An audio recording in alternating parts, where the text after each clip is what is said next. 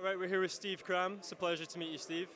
Just a couple questions. First of all, in terms of Scottish athletes in Scotland, we've got one of the most sort of dominant fields, I guess you could say, currently in middle distance running that there's been in a very long time. What do you think led to that sort of culturally, those big performances?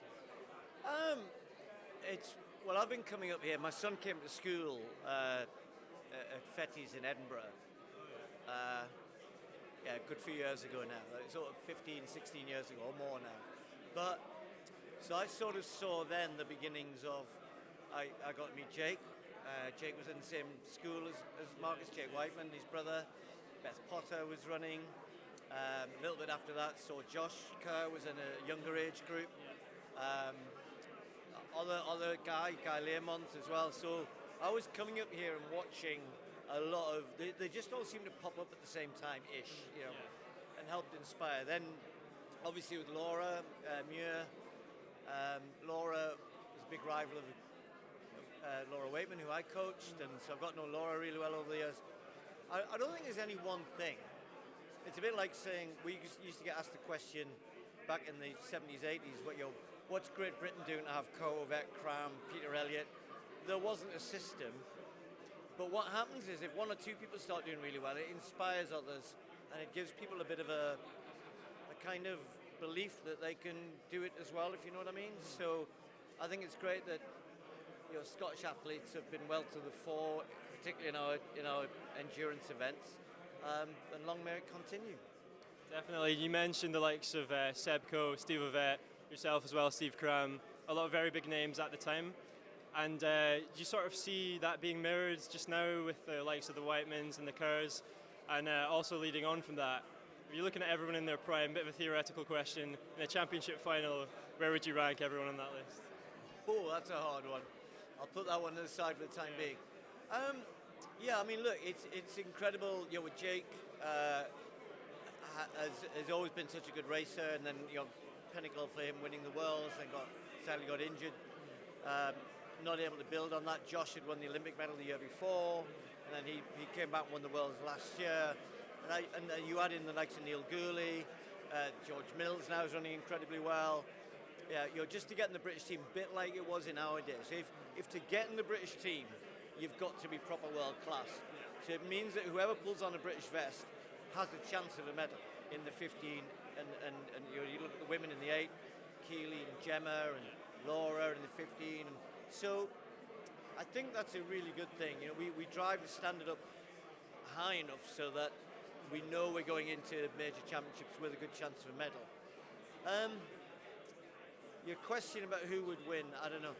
Let's put it this way, I would love to be racing the guys these days. The sport is very different. I'm not even going to talk about the shoes, but they've had a very big impact in the last 4 or 5 years. Plus their ability to rely on an awful lot of input from nutritionists, psychologists, obviously incredibly good sports medicine, much better than we had in our day. I think, though, the essence of what people do is still the same.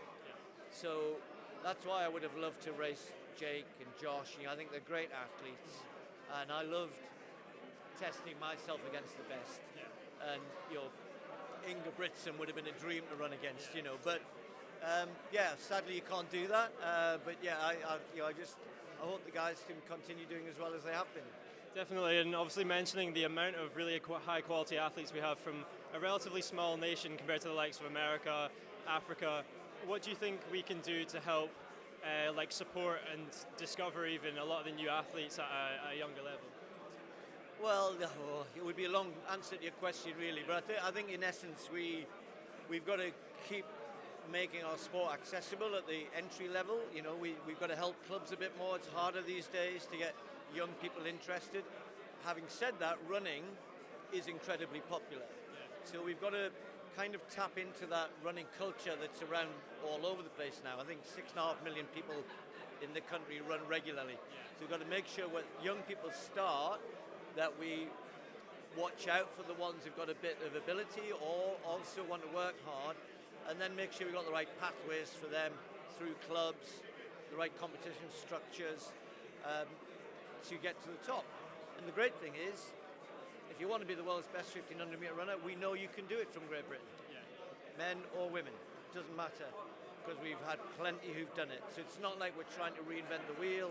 We're not trying to go, let's all learn to play better volleyball. You know, that's not a sport that, as a country, where we've got a great tradition. But 800, 1500, we've got an incredible tradition and no reason why it shouldn't continue.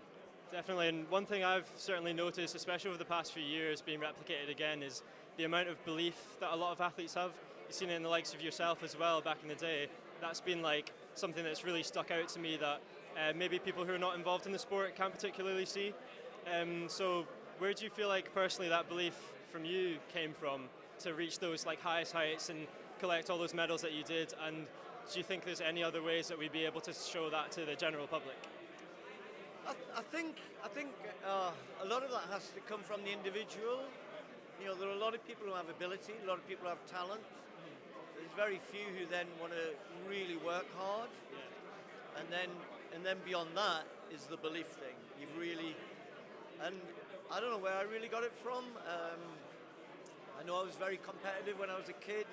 I wasn't a naturally kind of outward going person, but I think they feed each other. You know, the harder you work, the more success you get. The more success you get, the more confidence you get, the more belief you get, and they feed each other. What definitely helps, though, is having some people who've gone before you. You know, people who you can relate to, and you go, wow, you know, I think I'm like him, and you know, trains a bit like me, runs a bit like me. So, you know, and for us in Great Britain, you know, my coach. I've read so many books about Roger Bannister, or you know, I mean, people like Derek Ibbotson, and then people like Jim Ryan from America, and then Phil Budbye, and you know, I was kind of trying to learn about all these people, and kind of picking out the things that I thought applied to me. So the good athletes today still do that. Definitely. You said you read a lot about them in books, etc. That's sort of switched over to slightly more like video content, obviously being the new age. Do you feel, just in terms of promoting the sport, as a final question, do you feel like it's up to the larger name media organisations, or do you feel like there needs to be more from the smaller name sort of individual organisations to promote the sport? Well, it's a mix, isn't it? You know, the world is very different now in terms of how they get their access to sporting events and indeed the athletes. You know, in our day, you know, I remember breaking the world record in 1985, and on a Tuesday night in Nice, it was live on BBC and ITV at the same time, and we only had 4 channels. So I think 23 million people saw it. And then the next day it was across every newspaper, so another 12 million people read it in the newspapers. You know, that doesn't happen now, so it's much more niche, and it often takes quite a while for, you know, a big name to become a big name, if you know what I mean. Just takes a bit longer. Excuse me. But I think also there are lots of other opportunities further down the pecking order that weren't around then, because of what social media can offer in terms of a little bit of a slightly different view on something. We're not always just looking at who's the best. You know, it might be who's got a good story, you know, who's good at talking about themselves. So I think the opportunities for athletes are probably more narrow in some respects. You know, they've got to be around longer and be really successful. But then in other respects, I think that there are opportunities to kind of get their story out there in their own way. You know, I had to rely on, you know, the guy from the Daily Mirror to write nice things about me, whereas now I could do that myself, if you know what I mean. I could put my own spin on who I think I am, and which is a good thing. Definitely. Oh yeah, thank you so much for your time. Really appreciate it. It's all right. Pleasure talking to you. Nice to meet you. Good luck, guys.